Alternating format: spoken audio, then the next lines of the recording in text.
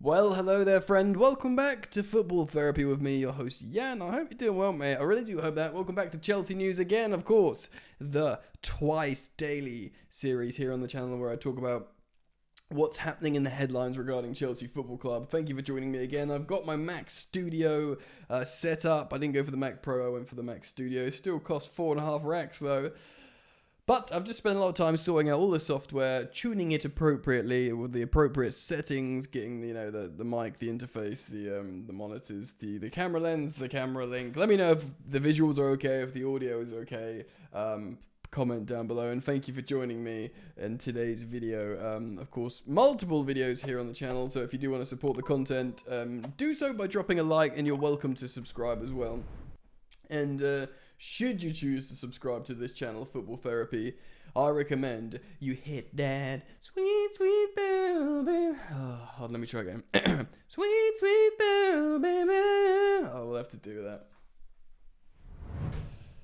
Tones aren't there today, ladies and gentlemen. Let's quickly speak of some confirmations on outgoings. Christian Pulisic to Milan, seemingly done. He's flying out tomorrow. Ruben's spoken about that and confirmed it himself. He's very, very excited for Christian to go and join him. Good move for him. Good move for us, ladies and gentlemen. A deal worth £20 million, considering he's been riddled with injuries, considering he hasn't set the world alight, despite being a very talented footballer, Christian Pulisic. And of course, him only having 12 months left on his contract, to get 20 million big ones, in British pounds, the King's finest. That's good business. That is good business. So I am happy with that. Best of luck, Captain America. The club will, of course, announce that soon once the medical is completed.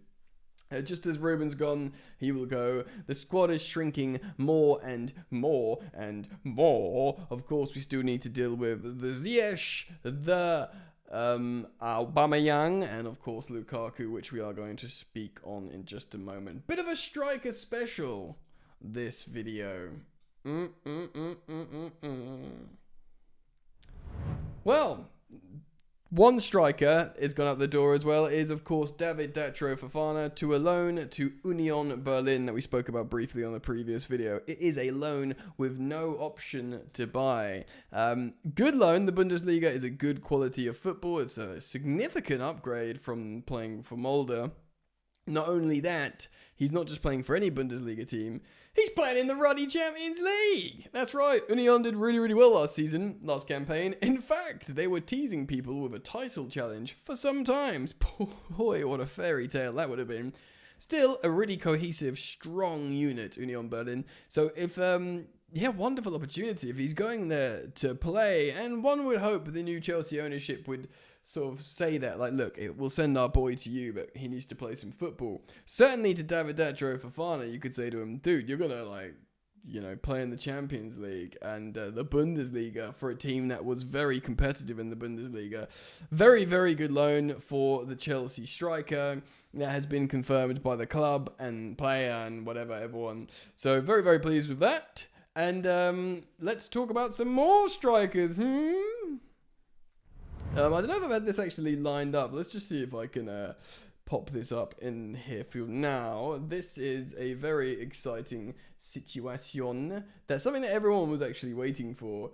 And here he is. Wow, that is a large-scale photo.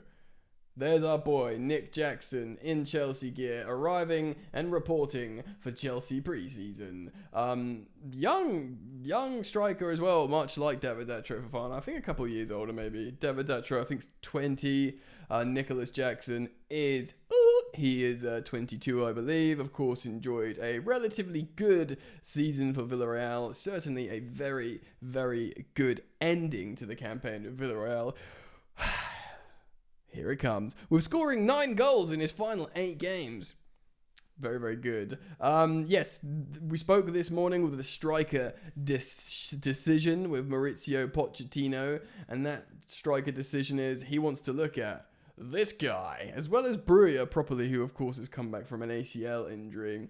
And it's always tough to see how they recover. But we didn't rush him back at the end of last season. We let him have all the season off. He's recovered well. He's been training behind the scenes. He's fully ready for pre-season. Armando Broja, he's of course pictured with all the other guys, probably giving it some, doing the Gajon test or Gajon test, however you pronounce it. That the fabled grueling fitness test of Mauricio Pochettino, and there were reports actually about how Ben Chilwell ranked near the top. We don't know who did the best, but it was leaked that Ben Chilwell did very, very good. Everyone assumed like Gallagher would do the best. I don't think he's back yet though. Is he still training in LA? I think maybe, or is he back at Cobham? I'm not entirely sure. I should have checked that. But yeah, Ben Chilwell used to run for his country in his school or something. A good athlete, great athlete. So it's interesting to see how he did so well. I thought I don't know if Mudryk had been back and present for that test yet, or if he did it, or if he'd only just got back so he didn't have to do it. But you think like who's gonna like ace that test the most? You think like Conor Gallagher, just because he's like a crazy athlete, and Mudryk because he's just renowned for being incredibly fast. I thought Sterling would probably do quite good at it, especially with all this additional preseason training. You hear stuff about Broja behind the scenes. He's meant to be an absolute demon as well in terms of speed. But yeah, Ben Chilwell, I think it's all about, it's not just about being like an explosive runner. It's about also having the, what's it called?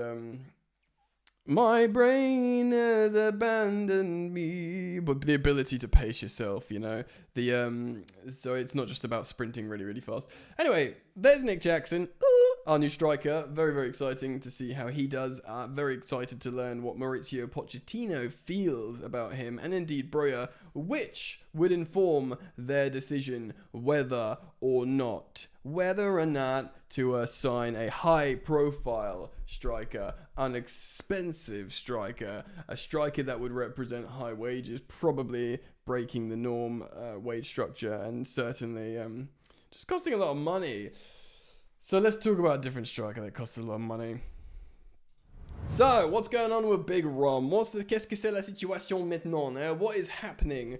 Where is he? Where's he going? How are we going to sort this out? Matt Law has written on The Telegraph. Chelsea have pushed Romelu Lukaku's projected return to preseason training back to next Monday as Inter Milan attempt to broker a deal to re-sign him before then. Prior to this, he was expected back sooner, and we were going to put him with a special little group that's with the other players who aren't going to be considered or who are up for sale and who are all going on loan. So they're not going to be part of the squad. Maybe those who don't end up getting sold or going on said loans, they might be like brought back in from the cold. But Lukaku, I believe, was going to be in that group. Who else is going to be there? I guess Ziyech, Lukaku, Aubameyang, relatively high profile. Cucurella, because we've heard like positive reports. I haven't actually spoken about it yet, but there's been written positive reports about how, Mauricio Pochettino is actually going to block a transfer out for Ian Maatsen this summer. Of course, Burnley had an excellent season with him last summer. I believe he made team of the season at left back, the youngster. He's 21 years old. He's very, very young, the Dutch international Ian Maatsen.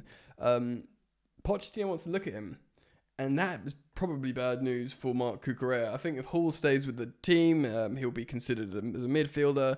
But to be honest, bro, if, for example, I've got nothing against Cucurella, say if he is sold, to have Chilwell and James as first choice, still both quite young, but first choice, young, dynamic fullbacks, and then backup on either side, respectively, is Malo Gusto and Ian Maatsen. That's pretty darn good, man. That's like a biblical levels of quality at fullback. So it'd be other than Cucurella. I'm not sure who would be in this like exiled group.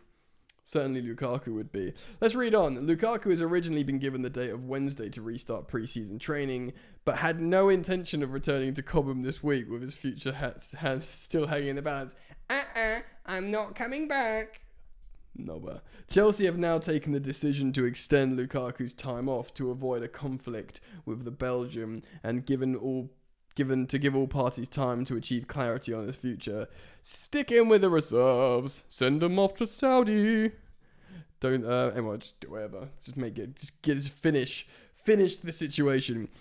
Inter will make a new offer for Lukaku, over £25 million plus bonuses to make it around 35 million. Go away. 25 million quid. You charge us 98 million quid. It's just so insulting. I'm just done with this. Of course, this falls short of Chelsea's 40 million valuation, which, by the way, a Saudi Arabian team, I believe it's Al Hilal, are prepared to pay.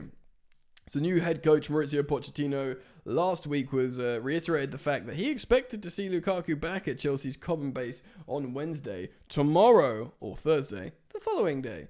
But the goalposts have now moved. Great use of language there, Matt Law.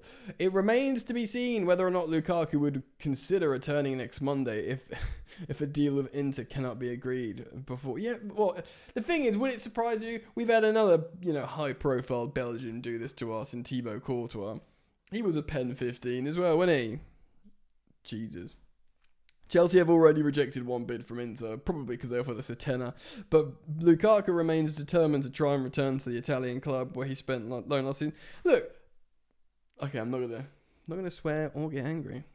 The 30-year-old has not accepted an offer from Saudi Arabia and is not interested in joining Juventus, who have been linked with. Hasn't said he's not interested in Saudi.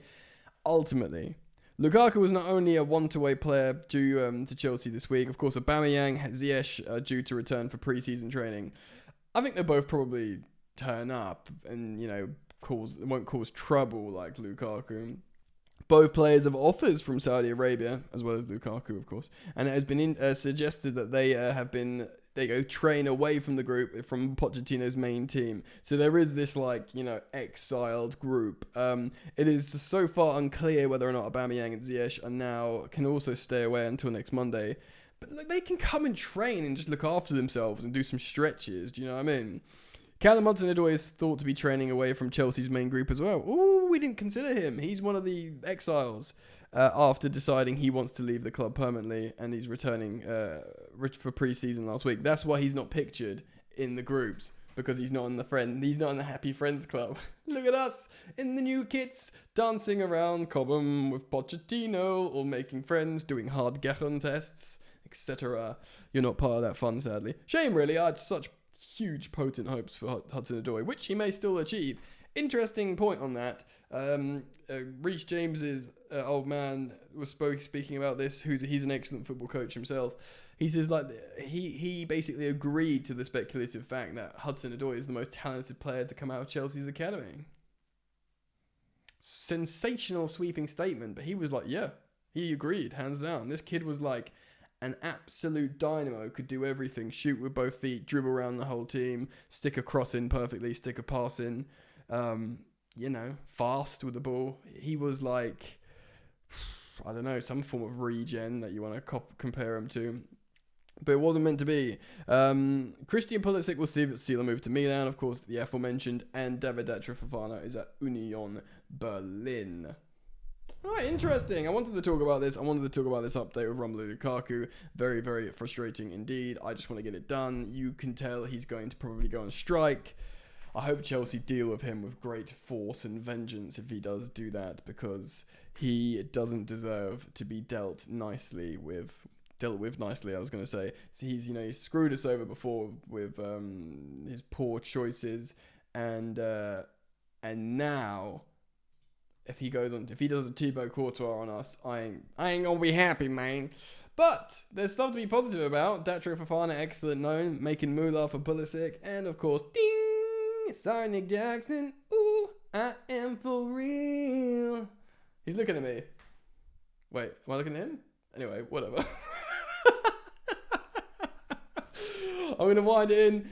Do keep it locked. If anything pops off, I will, of course, react here. I've been a bit my mind's been a little bit all over the gaff in this video, probably because new computer and stuff. But don't worry, next video I'll be honed in, focused, energized toward down that lens to you, my dear sweet friends. So thank you for liking and subscribing. And yeah, man, I'll see you very soon.